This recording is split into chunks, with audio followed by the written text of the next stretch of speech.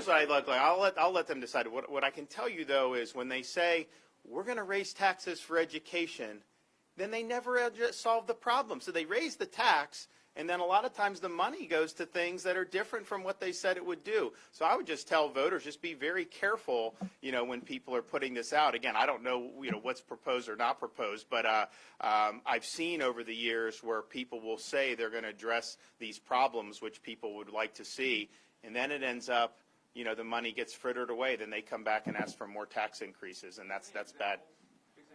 You see it all the time. I mean, you just look for the last, however many decades that this stuff has been going on, not just in Florida, but around the country. They're always saying this is going to be so significant, and then they come back and ask for more. So just be careful about that. Yes, sir. Welcome to my alma mater. Oh, wow. So on the FSA, we were talking to the Florida Education Association the other day. I know you've said that this new progress monitoring system is going to, decrease the time we spend taking tests by 75%.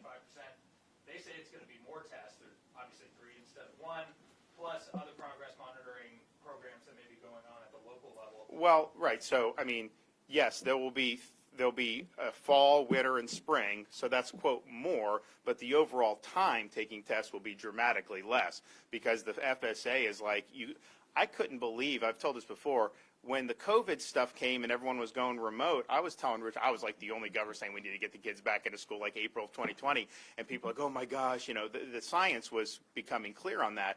But what Richard said is you put them back, they're just going to be doing the tests. We already said we're not doing FSA this year. And I was like, man, how much time are they putting into this test? So you're going to definitely put in less tests, or less time. So yes, there'll be a fall, a winter, and a spring.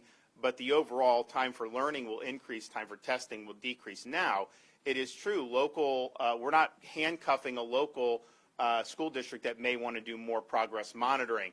We're just saying this is what the state is doing. I'd imagine some districts will probably just do what the state, some others may do more. But I would say we have seen success in progress monitoring on a more frequent basis. Well, I'd mentioned Lakewood Elementary down in Pinellas County. They went from an F to an A over really probably a 1-year period. I mean, we didn't do the grades the 1 year, so we say over a 2-year period, but they probably did it. They progress monitor every 2 weeks. And